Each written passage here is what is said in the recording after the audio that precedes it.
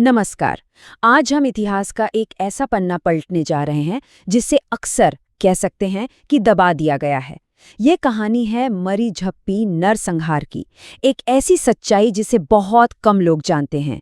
सोचिए जरा, साल है 1979, जगह है सुंदरबन डेल्टा का एक द्वीप मरीच झापी। यहाँ हजारों शरणार्थियों ने मिलकर एक नई दुनिया, एक नया जीवन बसाया है। और फिर अचानक एक दिन पुलिस की ढेरों नावें द्वीप को चारों तरफ से घेर लेती हैं। किसी का अंदर आना, बाहर जाना, सब बंद।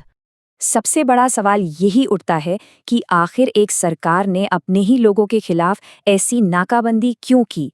उन्हें भूखा मरने के लिए क्यों छोड़ दिया गया? चलिए, इस पूरी कहानी को परत दर परत समझते हैं। तो इस घेराबंदी को समझने के लिए हमें कहानी की जड़ों में जाना होगा, जो दशकों पहले शुरू हुई थी। देखिए, ये कहानी शुरू होती है 1947 के बंटवारे से। पूर्वी पाकिस्तान में जो दलित हिंदू रह गए थे, जब वो वहाँ के जुल्म से परेशान होकर पश्चिम बंगाल आए तो उनका स्वागत नहीं हुआ। उन्हें दशकों तक बस यहाँ से वहाँ भगाया गया। आखिर में उन्हें दंडकारण्य नाम के एक बहुत ही मुश्किल जंगली इलाके में भेज दिया गया और साथ में एक वादा किया गया कि एक दिन वो बंगाल जरूर लौटेंगे। और ये समझना बहुत जरूरी है कि इन लोगों को सिर्फ एक बार नहीं बल्कि कई बार उजाड़ा गया था। उनका संघर्ष, भेदभाव और टूटे हुए वादों की एक बहुत लंबी दास्तान है। यहाँ पर एक बहुत ही साफ, एक दोहरा रवैया देखने को मिलता है। जब पूर्वी पाकिस्तान से अमीर, ऊंची जाति के हिंदू आए तो उनके लिए बाकायदा कॉलोनियां बसाई गई। लेकिन जब ये गरीब, दलित शरणार्थी आए तो उन्हें एक बोझ समझा गया और या तो उन्हें किसी राहत कैंप में छोड़ दिया गया या फिर राज्य से ही बाहर धकेल दिया गया। और सरकार ने तर्क क्या दिया? तर्क ये था कि शरणार्थी तो खेतीहर मजदूर हैं, वो कहीं भी खेती करके खा लेंगे। मतलब इसी एक सोच के साथ डेल्टा के पानी में पले बड़े किसानों को एक पथरीले सूखे इलाके में भेज दिया, जहां खेती करना लगभग नामुमकिन था। लेकिन इन शरणार्थियों ने हार नहीं मानी। उन्होंने अपनी किस्मत को अपने हाथों में लेने का फैसला किया। और यहीं से मरी झापी की कहानी असल में शुरू होती है।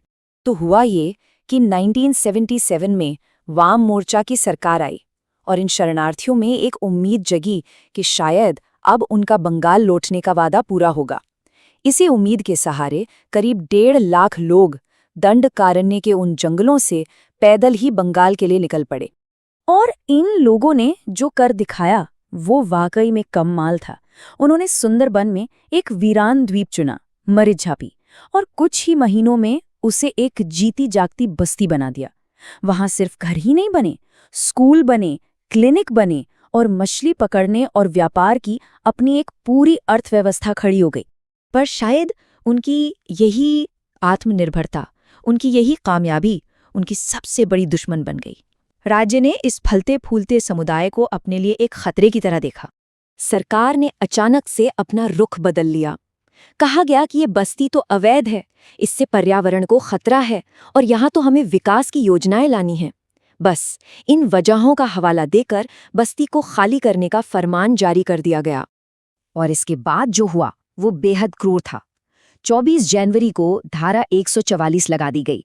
फिर 26 जनवरी को, जिस दिन देश गणतंत्र दिवस मना रहा था, 100 से ज्यादा पुलिस की नावों ने द्वीप को घेर लिया। खाना, पानी, दवाइयां, सब कुछ बंद। इसके बाद जो हुआ वो एक सोचा समझा नरसंहार था। उस नाकाबंदी के अंदर जिंदगी नरक बन गई थी। लोग भूख और बीमारी से मरने लगे। जिंदा रहने के लिए उन्हें पेड़ों के पत्ते उबालकर खाने पड़े। कई रिपोर्ट्स तो ये भी कहती हैं कि मीठे पानी के इकलौते कुएं में जहर मिला दिया गया था। और जो महिलाएं हिम्मत करके नावों से मदद लाने की कोशिश करती, उन पर हमले किए गए, उनकी नावें डुबो दी गईं। इस पूरी त्रासदी में जो बच गए उनमें से एक थे संतोष सरकार। उनके शब्द उस दर्द और धोखे को साफ साफ बताते हैं। उन्होंने कहा, जब से हम हिंदू शरणार्थी इस देश में आए हैं, राज्य ने हमारे साथ कुत्तों जैसा व्यवहार किया है। तो इतना सब कुछ होने के बाद सरकार ने क्या कहा? सरकारी रिकॉर्ड्स के मुताबिक सिर्फ 10 लोग मारे गए।